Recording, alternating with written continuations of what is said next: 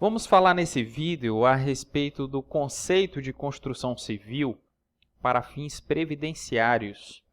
Esse tema tem importância para que a obrigação examinada lá na coluna número 1 do nosso QSO, que diz respeito à retenção de INSS na contratação de pessoas jurídicas para prestação de serviços mediante cessão de mão de obra ou empreitada, seja cumprida de forma regular e o tomador de serviço não seja surpreendido por exigências que a fiscalização venha a fazer por ocasião de uma eventual auditoria. Esse tema se aplica a qualquer entidade contratante do nosso QSO. E aqui a gente vai trabalhar não só a definição de construção civil, ou seja, o que está abrangido por este conceito, como também a gente vai demonstrar como se deve fazer a distinção entre obra de construção civil e serviço de construção civil. O parâmetro que devemos adotar para entender quais atividades a legislação previdenciária considera como atividades de construção civil é o anexo 7º da Instrução Normativa número 971. Esse anexo 7º ele está baseado na Classificação Nacional de Atividades Econômicas, que é uma relação de atividades desenvolvidas tanto por entidades públicas quanto por entidades privadas, inclusive empresariais. E ela tem uma série de funções, inclusive por essa razão que ela não foi criada por um órgão específico, mas por um conjunto de entidades federais sob a coordenação do IBGE. E lá na análise dessa classificação, nós percebemos que o grupo 41 ao grupo 43 descrevem as atividades que a Receita Federal, por opção, escolheu eleger como atividades de construção civil para fins previdenciários. Então, eles copiaram e colaram todas as descrições de atividades econômicas que constavam desses três grupos. E depois que essa cópia foi realizada, dentro do anexo 7º, a Receita Federal complementou o seu objetivo, identificando com um parênteses ao final de cada descrição aquilo que é considerado obra ou serviço de construção civil.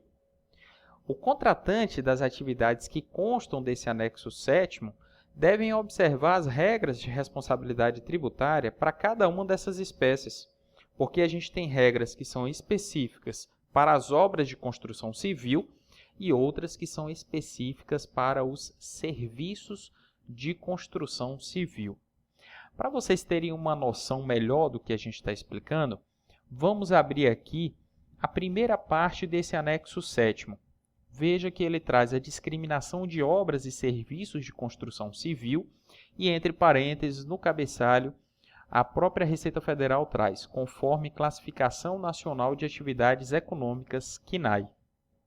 O primeiro item do grupo 41, lembrando que foram copiados os grupos 41 a 43 do CNAE, o primeiro item do grupo 41 fala da construção de edifícios. E a Receita Federal, ao final do item 4120-4/00, define que isso é considerado como obra de construção civil. E esta subclasse compreende o quê? A construção de edifícios residenciais de qualquer tipo, sendo casas e residências unifamiliares, residenciais multifamiliares, a construção de edifícios comerciais de qualquer tipo, seja consultórios e clínicas médicas, escolas, escritórios comerciais, hospitais, hotéis, lojas, restaurantes, etc., sendo que não é difícil para nós, como leigos, imaginar que essas atividades se tratam, sim, de obras de construção civil. O que é importante é o contratante estar atento principalmente para aquelas descrições que aqui no anexo 7º constam como serviços de construção civil. Alguns desses serviços, nós como leigos temos a noção de que se trata sim de atividade relacionada à área de construção civil, como em relação ao item 4313-4, que fala das obras de terraplenagem. E aqui uma contradição interessante. As obras de terraplenagem são consideradas como serviços de construção civil para efeitos previdenciários. Pois bem, aqui a gente está mostrando para vocês que dentro do anexo existem obras e existem serviços.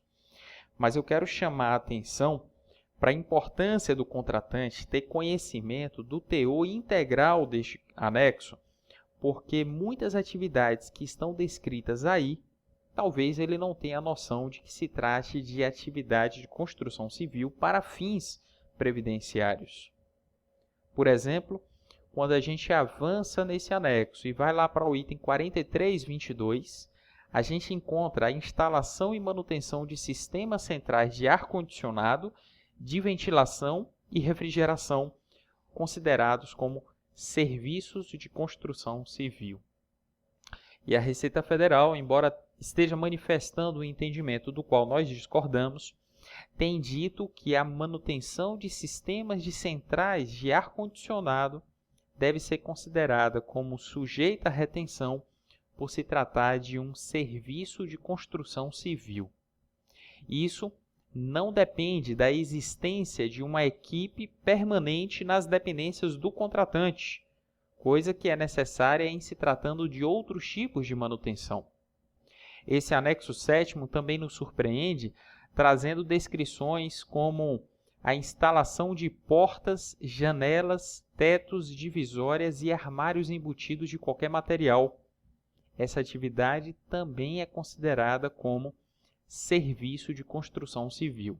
Lembrando que, muito comumente, essas atividades elas são contratadas juntamente com o fornecimento do material e, segundo a legislação do ISS, isso vai caracterizar a operação como a venda de mercadoria, ainda que haja o serviço de instalação. Portanto, aqui vai ser a hipótese de retenção previdenciária quando se tratar exclusivamente do serviço de instalação com o material fornecido pelo tomador, pelo contratante. A principal ideia deste vídeo é chamar a atenção do tomador do serviço para a necessidade de conhecer a íntegra deste parecer e examinar todas as atividades que estão aí descritas, porque muitos dos contratos e das notas fiscais que os tomadores estão pagando relacionados a atividades de manutenção, atividades de montagem de equipamentos e outras similares, são consideradas para efeito previdenciário como atividades de construção civil e devem se sujeitar às normas de retenção que nós examinamos em outro vídeo.